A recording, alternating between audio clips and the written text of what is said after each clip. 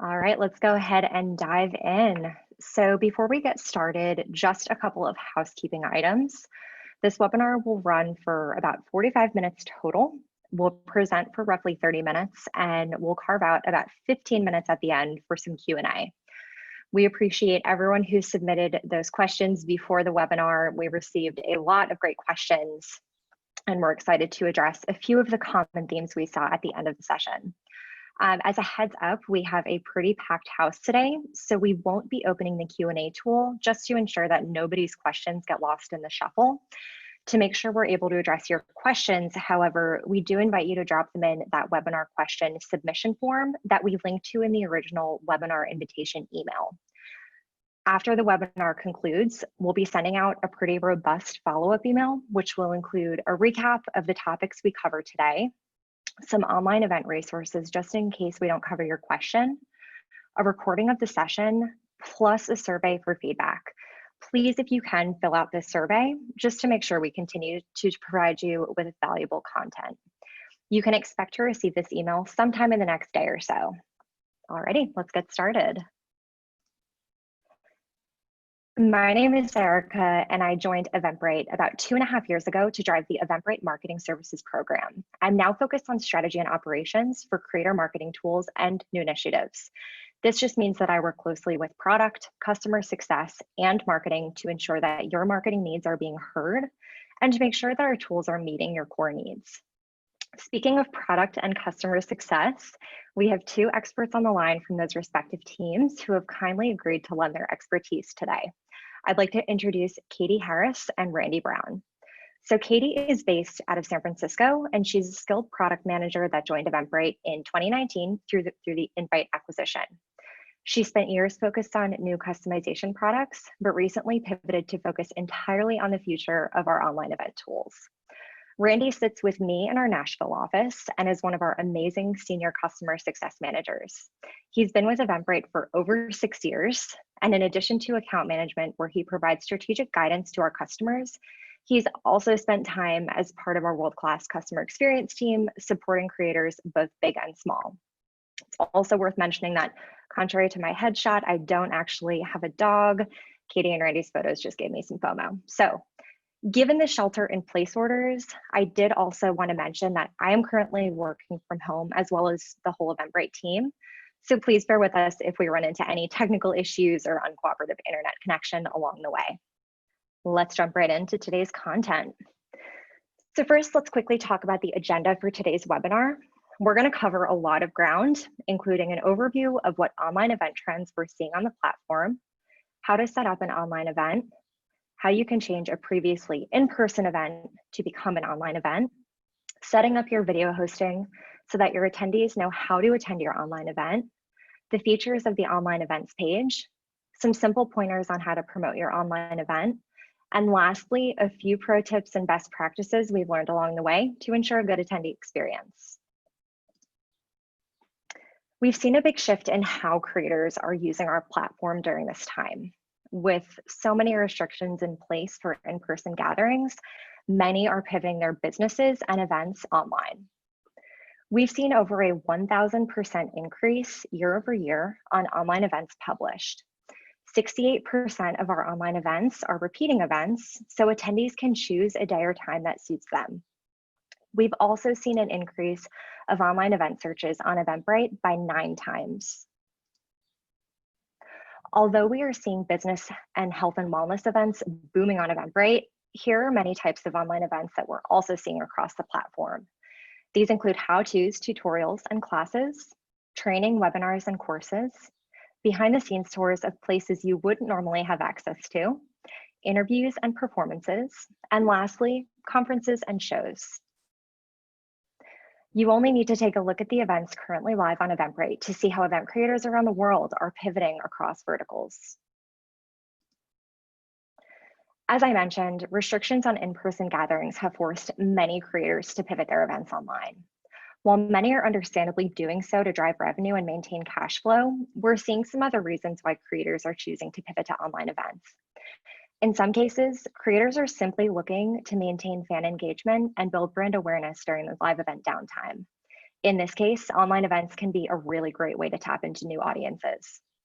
For example, if you host events in Nashville and typically only reach the local Nashville audience, online events give you the chance to blow the lid off those audience geography constraints. Effectively, you can take your events worldwide and build a new revenue stream, even as in-person events return. For other creators, there might be an important charitable component to tie in.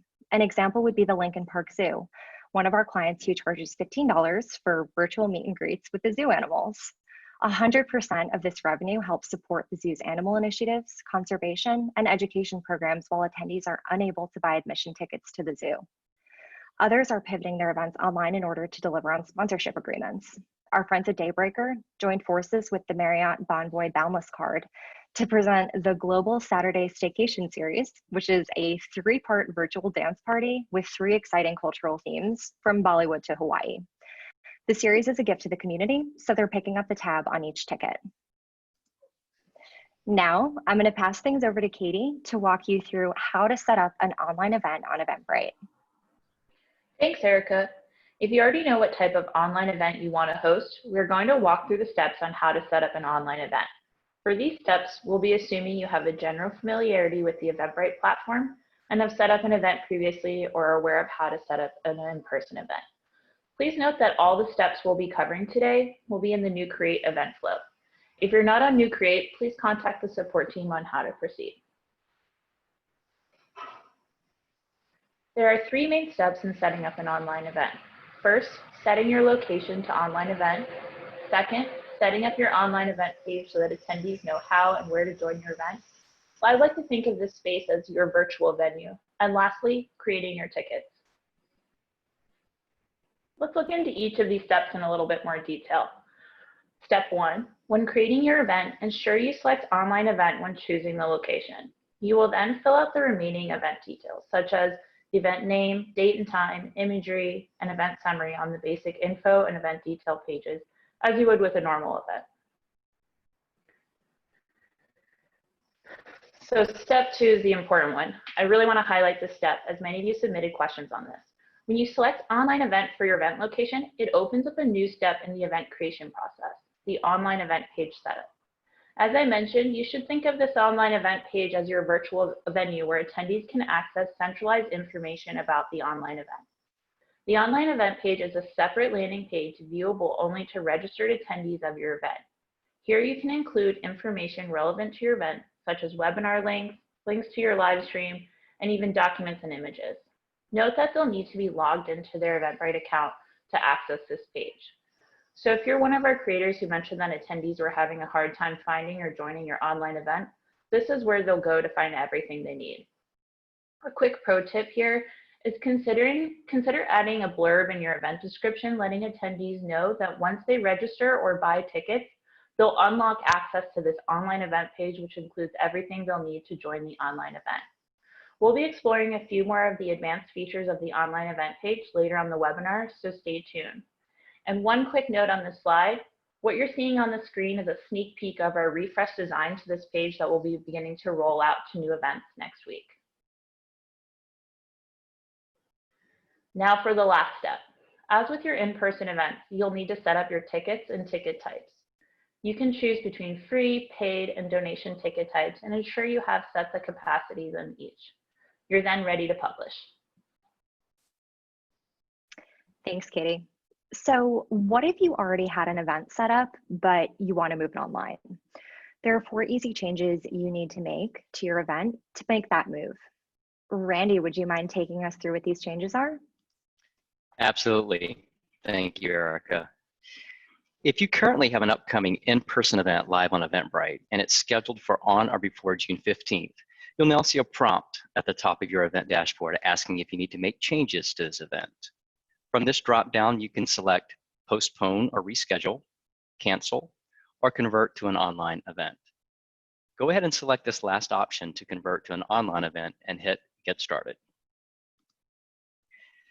Next, you'll want to update any relevant event details to reflect the changes. These changes could include your event name, event summary or description, or ticket types and prices.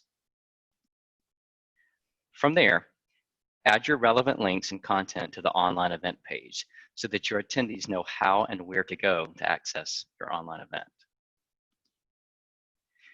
And now, make sure you communicate all existing attendees about the changes to your event.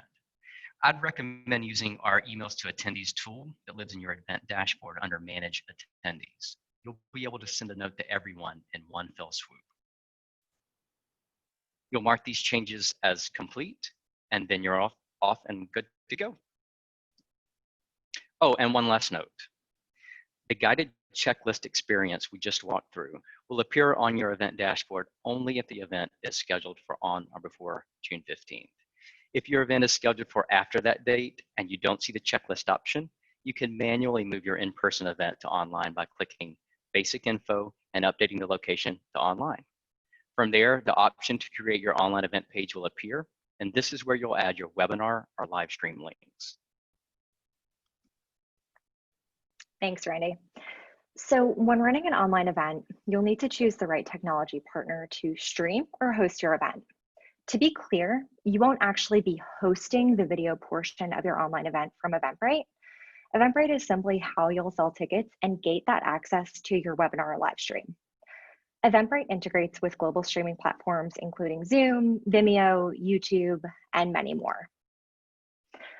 One question we get asked a lot by creators is, which video hosting platform should I be using? The platform that will best meet your needs definitely depends on a variety of factors, including your event capacity, your budget, level of interactivity you want, and whether or not you want attendees to pay to access your content. The logos on this slide represent some of the most popular video hosting platforms currently used by event creators on Eventbrite, and they vary in many ways. You'll see we've broken out some key features and identified whether or not each platform offers them. You'll see that options like Zoom and Vimeo can be a little more expensive as they offer advanced features. At a high level, they both have excellent interactivity capabilities. So that's your Q&A, polls, chat, features like that. They both allow you to capture attendee data. They both have customization available, and they allow you to accept payments, which is a big one. Other platforms like Facebook Live, YouTube, and even Twitch are free to use and very easy to set up, but you're not able to capture your attendees' data to allow you to engage with them before and after the live stream. Additionally, there's no way currently to accept payments. Now, I'm going to walk you through how to set up your video hosting, and I'll be using Zoom as the example. These steps will be fairly similar for other streaming platforms. So to connect your Zoom webinar to Eventbrite, there are 4 steps. First, you create your webinar in Zoom and confirm the webinar join link. Second, you create your online event in Eventbrite. Third, on the online events page, you add your relevant Zoom URL. And finally, you publish your event. Let's look into each of those steps in a bit more detail. Creating your webinar in Zoom. So within your Zoom account, create your webinar and confirm the join link for attendees to join your webinar. So that's just like the link you used to join this very webinar. You'll need this link for your online event page later on. Next, you need to create your event in Eventbrite as we walked through earlier. Make sure to select online event as your location to allow that online event page feature to be available. On the online event page, include your Zoom webinar URL. Here, as Katie mentioned, you can also include any relevant content for attendees, including downloads, worksheets, or even instructions for the event. You'll complete the remaining details for your event, and when you're ready, you hit publish. Once an attendee has registered or purchased tickets, they'll gain access to that online event page. You can see our example of how the webinar displays here. On the left is the event page where your attendees register, and on the right is the online event page only accessible to already registered attendees. So Randy works with a lot of our top clients and has some really helpful tips when using Zoom with Eventbrite based on what he's seen. Randy, would you mind reviewing some of these pro tips? You bet, Erica. So first, reminder emails. Eventbrite automatically sends reminder emails to your online event attendees. These are set to send 2 days 2 hours, and again 10 minutes before your event starts. Now, a lot of you have asked about this, so one point I want to clarify here. Zoom webinars usually have reminder and registration emails turned on as a default. We'd recommend turning this set of emails off to ensure your attendees are only receiving one set of notifications about your event. Moving on to event capacity. You want to be sure your Zoom plan meets the capacity requirements for your event. If you have 500 tickets available, but your Zoom package only allows for 100 attendees, you're likely to run into issues. To make sure you're covered, double check that the ticket capacity you have on your event matches the capacity of your Zoom account. And lastly, take some time to familiarize yourself with the Zoom preferences and options for your webinar. Do you want to allow for a Q&A? Do you plan to launch any polls? Should attendees have microphone access? You'll be able to set all of these preferences when you set up your webinar on the Zoom side of things. Thanks, Randy. Now, the final step here will be to install an app called Zapier. So whereas you may be used to manually downloading a CSV of your attendees from Eventbrite and then uploading that CSV to Zoom, you can actually set this export to occur automatically. And these are what Zapier calls zaps. It's easy to install Zapier from your event dashboard. You'll find Zapier under the apps dropdown. Once you click that, you can allow the installation and find the Zoom Zap option.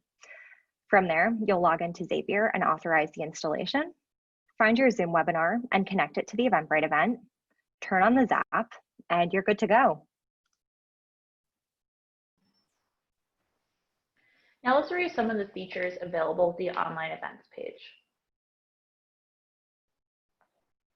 As we discussed earlier, your online event page is where you can centralize any relevant links, content, or files you want only your registered attendees to have access to. There are some great features on this page you can use, including the following. Content can be shown and hidden based on dates and times specified by you. You can set automatic notifications to attendees when content is shown. And lastly, you can customize content visibility by ticket types. When adding a content piece to your online event page, you can click a small cog or gear icon to open up the content settings. Here you can set specific show and hide dates and times for content. This can be used to share specific content before, during, and after the event. Within these settings, you can also select whether you want to automatically notify your attendees when content is shown. This will send a notification to your attendees alerting them that new content is available on the online event page for them to view. And lastly, if you have different types of tickets available to your event, such as a VIP or general admission you may want to show different levels of content to each. For example, you may want your VIP attendees to have exclusive access to bonus worksheets or other resources. This is where you'd set that up. Within the settings, you can restrict or allow access to content pieces based on their ticket type. Thanks, Kay. So now let's talk about how to promote your online event. There are 3 low-hanging opportunities to get the word out. 1, update your website. 2, email your attendees. And 3, launch a paid advertising campaign. First, whether you need to notify fans that your events have moved online or you're just looking to promote your online events, always be sure to update your website. Ideally, you'll have a prominently placed section. This could be on your image carousel or as your cornerstone image where you can highlight your online events. Some creators, such as Daybreaker, one of Randy's clients, include an eye-catching yellow nano bar with their online event information and a prominent call to action to buy tickets. Next, did you know that 78% of event creators say that email marketing is their most effective marketing tactic? What's more, 45% of event ticket sales can be attributed to email. So just because you pivoted your events online doesn't mean that email is less important. This channel is more critical than ever to communicate with your attendees, build your brand and fan engagement, and drive ticket sales for your online events. Eventbrite's automated attendee emails help ensure that your ticket holders receive access to that online events page. But if you're able to, we always encourage creators to leverage their own email database too, to tap people who may have not bought tickets yet.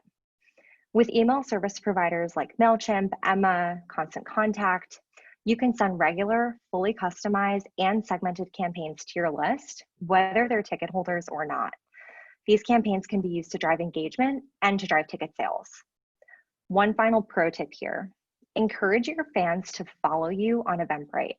You may have noticed this follow button on your organizer profile or at the bottom of your event page.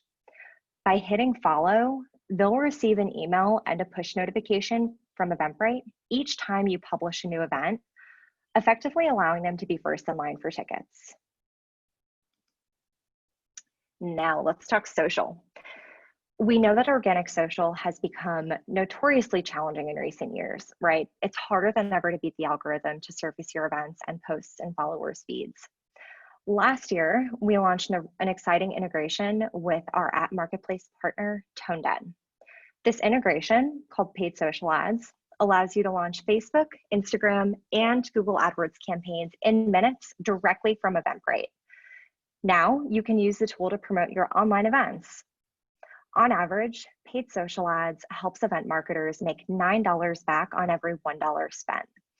That's because it automates your campaign optimization and fully integrates with your Eventbrite attendee data, allowing you to save time and maximize every dollar spent. While we're talking about social, let's quickly talk about publishing your event to Facebook. Some of you may have leveraged our Add to Facebook tool for your in-person events. This is a fantastic tool to use because it allows fans to purchase tickets directly from your Facebook event, meaning they never have to leave Facebook to buy tickets. However, this native checkout feature is not available just yet for online events. However, it's still important to publish your online event to Facebook using the Add to Facebook tool. It'll simply direct visitors to your Eventbrite listing to purchase. Alrighty, so the very last topic we'll cover as part of today's webinar is best practices for your online event. In building this very webinar, Katie, Randy, and I got a crash course in building and hosting an online event. As event experts, we have a war chest of battle-tested best practices that we always keep in our back pocket, but we did pick up some new tips and tricks through this process. So we want to let you in on what we learned along the way to ensure a great attendee experience. First and foremost, tell your attendees what to expect. In the event description, explain where and how attendees will be able to access the online event once they register. So for example, you could include some copy that says, hey, FYI, when you register, you'll unlock access to our online event page, which will include the webinar link and a PDF workbook to print out ahead of time. This type of information is great to include in your order confirmation email as well. Next up, write a talk track. Whether you have a formal presentation or not, outlining the content you plan to cover will help you stay on track, ensure good content flow, and also give you space to gut check your event programming. Are you interacting with your audience enough? Is the material cohesive and easy to follow? Does it run over time, or does it fit in the time frame you carved out for the event? The next best practice is a big one. Perform a test run with a colleague or a friend. Yesterday, we did a trial run of this webinar with a few of our colleagues to get their feedback. We were able to flag a few areas that needed to be clarified, a few slides that were a little bit nitty-gritty for this webinar, and even add content based on the questions they asked, all while making sure we stayed within our 1 hour window. Next up, test your technology. During yesterday's trial run, my AirPods died. So with any event, we know it's important to be prepared to work through technical difficulties and issues. For me, it was a good lesson in keeping calm, carrying on, and also charging my AirPods. Also, our final tip is to include a follow-up. So no matter what type of event you're hosting, we always suggest sending a follow-up email to your attendees. This could be as simple as sending a, hey, thank you for joining us, or similar to what we'll send out following this webinar, you could send a follow-up email that includes resources, a recording of the webinar, FAQs, and even links to buy tickets for your other upcoming events. Regardless of what touch point makes sense for you, some kind of afterglow messaging is a really valuable way to keep attendees engaged long after the event wraps. Now, I know that was a lot of information to cover, so thank you for sticking with us through the presentation. We're currently working on a lot of exciting product updates for our online events functionality, so you'll be seeing some even better features soon. So stay tuned for more in the coming weeks. Next, I wanted to say thanks again to everyone who pre-submitted their questions about online events. We got a lot of really great submissions.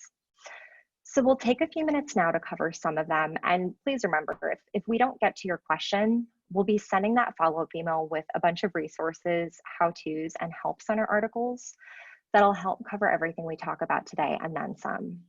We'll also be sharing a recording of this webinar in that follow-up email if you want to rewatch a section or even follow along as you create your own online event. So now let's tackle some of your questions. Question number one is, how should I price my online event? This is a great question and one that many of you asked. We've observed many creators testing the waters, if you will, with their online event pricing, but there are a few anchor points I would encourage you to weigh when you're deciding how to price your online event. The first one is, what do you typically charge for in-person events? Is that price point because the revenue covers in-person expenses that aren't a factor with online events? So think, your staffing, security, renting space, etc. So without those expenses, what revenue do you need to earn to have online events meet your business's needs? The next area to think about, can you position your pricing creatively? So for example, if revenue is going to help you pay your furloughed staff or help keep you afloat so that you have the opportunity to host in-person events again, I'd encourage you to be candid about this. At the end of the day, your fans and community want to show up to support you. From there, think about, can you test various price points by tiering tickets? So for example, if you're hosting calligraphy classes, could you charge a premium for a ticket that includes materials where you actually mail that attendee ink, pens, and paper ahead of the online event? Lastly, how frequently do you plan to host online events? If they'll take place daily or even weekly, you do have some flexibility to tweak pricing as you find your groove. So all of this to say, we've seen a lot of creators start at a slightly lower price point and increase it as they build confidence that they can deliver a high quality experience to their attendees online. If you have an attendee base that's historically been willing to pay for your in-person events, think about how you can deliver that value virtually and price your event accordingly. Randy, do you want to tackle the next question? Sure. So question number 2, what's the best equipment and software to use for an online event? Well, the answer is it depends. But here are a few factors we encourage you to weigh. The first one, will you need to be able to physically move around for something like an art gallery tour? Or will you be sitting down at your desk to host a business seminar? If you need to be a bit more mobile, streaming on your mobile device may make more sense versus desktop or laptop. Number 2, are you looking for studio-like audio visual quality? If so, you'll probably want to consider securing more professional equipment and enterprise software versus streaming from just your mobile phone. Number 3, what level of interactivity are you looking for from your attendees? In our experience, broadcasting to the masses works well from Facebook or YouTube. If it's a more interactive experience, Vimeo and Zoom are really worth checking out. And now just a few sample use cases. Example 1. Consider you're a DJ wanting to perform an extremely high fidelity audiovisual set. You may find that Vimeo's studio-like quality suits your needs best, as you'll likely be using professional cameras and microphones. Or let's say you're hosting a free guided meditation and you're looking to capture new attendees outside of your city. You may prefer to broadcast on Facebook Live or YouTube to maximize the reach. In this case, streaming from your computer or even mobile device could be sufficient. And the last scenario, let's imagine you're hosting an intimate cooking class. Zoom is a great option to allow your experience to be fully interactive, and to actually see your attendees in their own kitchens. Having your laptop audio and video should work really well here. Regardless of where you land, just make sure you have reliable internet connection and a fully charged device. All right, thanks, Randy. So the next question, how do I keep my audience engaged during my online event? So the video hosting platforms we've discussed do offer a variety of interactivity options, some of which I alluded to. With tools like Zoom and Vimeo, you'll find live chat, Q&A, breakout rooms, polls, and more. So we encourage you to leverage these features to keep your audience as involved as possible. You could even explore some IRL, so in real life perks. An example of this, so if you moved a B2B conference online, go ahead and send a swag bag ahead of time to incentivize attendance. If you're leading a crafting class or a food tasting, like I said, offer that premium ticket type, which includes a shipment of required materials, whether that be yarn and knitting needles or cheese. Katie, do you want to take the next one? Sure can. Question number 4, can I broadcast my event across multiple platforms even if I'm hosting just one? In most cases, yes. With Zoom and Vimeo and many others, you can simulcast your online event to one or several other platforms like Facebook Live, YouTube Live, and more. Just keep in mind that if your content needs to be gated or you want to ensure that the attendees are paying for access, it may not be as private as you need if simulcasted to broadcast platforms like Facebook or YouTube. I have another question here. I host my events on Zoom. I'm hearing from my attendees that they're having a hard time figuring out how to join the event. How do I make this easier for them? Well, remember when we walked through the online event page setup and Katie mentioned that this page effectively serves as your virtual venue? Just make sure your Zoom link is placed on this page. Then attendees just need to open the online events page to get access to the webinar link. We mentioned this before as well, but when in doubt, be sure to mention the existence of this page in your event description so attendees know to keep an eye out for it. Awesome, thanks, Randy. All right, well, those were, I think, a solid handful of questions. Thanks again, everyone who sent those in. Again, we really appreciate your time and attention today. And once again, keep an eye on your inboxes for some resources following this webinar. We had a lot of other, of course, really fantastic questions, and we'll address some of those within that email. So thanks again, and I hope everyone has a great day.